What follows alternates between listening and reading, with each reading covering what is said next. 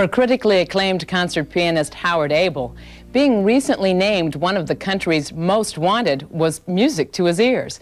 But don't be alarmed. The only bars in his future are the musical kind, as Howard was named one of the most sought-after piano teachers in the United States. Come along and join this wanted man in celebrating his February 29th birthday, which, with this being a leap year, was especially noteworthy.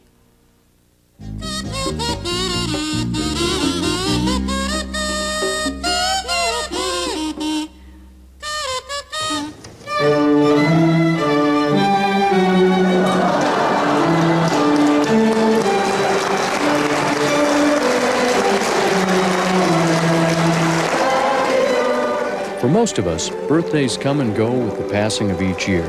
But if that birthday happens to be on February 29th, that special day comes only once every 4 years. My mother wanted to celebrate it on March 1st, and I always said, no, I want to celebrate on February 28th. The reason was I wanted to get my present sooner, because we always celebrated, even though it wasn't a leap year, I still had a birthday celebration. I didn't really have a birth date. But she went out, and now I just celebrate both days. And this year, to commemorate his 60th or 15th birthday, depending on how you count him, University of Northern Iowa music professor Howardaibel trumpeted his red letter day by throwing a musical party.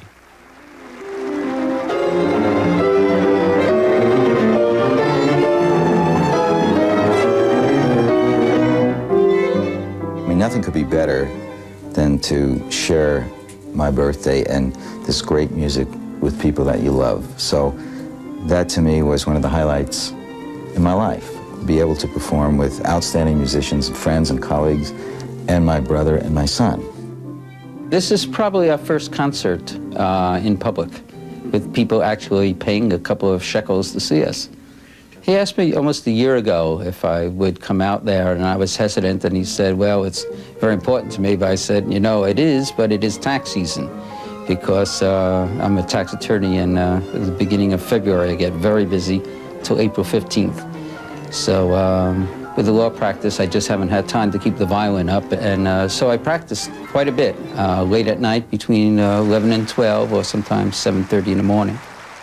Although his musical talent is more of a hobby these days, this artist-turned-attorney leaped at the chance to perform once again. Practice makes perfect, and perfect it almost was. He was always extraordinarily talented. I was a hard worker, and that's why I'm a tax attorney, I guess. The other Aibel on the program is Howard's son Anthony, who at the age of 28 has already established himself as an exceptional musician and conductor.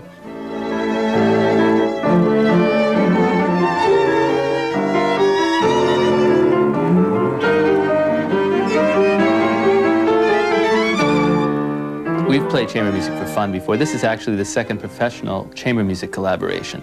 We've done concerts in Westchester with my orchestra, like the Schumann Piano Concerto, where I conducted. He played the Tchaikovsky just a month ago beautifully with my orchestra in New York. We did the Rachmaninoff Second Concerto, where I conducted, and he played in the Philippines with the Philippine Philharmonic. That's a ball.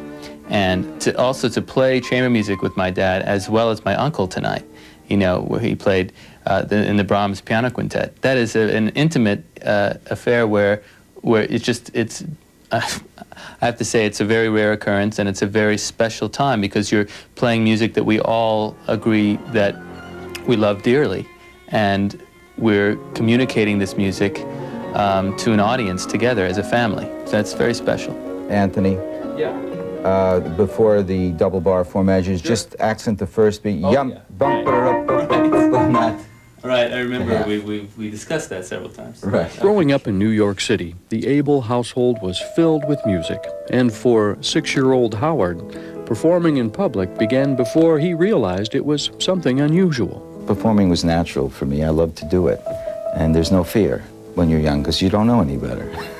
It doesn't hit you until later, the responsibility of what it's all about. So at the age of 6, when I entered this competition, it was just like getting up and playing. You know, got dressed up and got to play, and it was fun. And I was sitting on telephone books because the bench couldn't go high enough. And a stool for my feet so that it wouldn't swing and dangle. After graduating from the Juilliard School of Music and winning numerous international competitions, his career as a concert pianist was well on its way. However, in 1976, he gave up the bustle of the Big Apple for this quiet retreat along the Cedar River in Black Hawk County. I love the serenity, the feeling of being safe, and breathing clean air. And there's very little subway crime here in Janesville. I still go to New York several times a year for business reasons, for professional reasons, and personal reasons. I go back and spend time with my family, my brother and father, sister. But this is a great place to come back to recharge your batteries and to enjoy my teaching at the University of Northern Iowa. I have some wonderful students from, not only from Iowa, but from different parts of the world.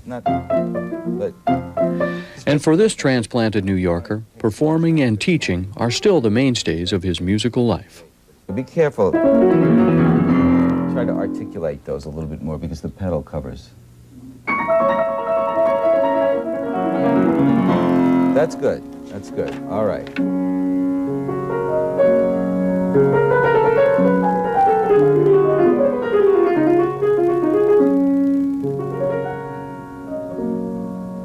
As people get older with musicians, it's a little bit different than other people because you can understand and interpret even better because you have lived longer, you have more experiences in your life to put into recreating the music of the great composers. And when you're young, you're limited. I mean, you may have a great facility and you might be able to play well, but you haven't suffered enough. You haven't been in love enough. You haven't been disappointed enough. And when you get older, you're not afraid of what the critics are going to say anymore. So you just play.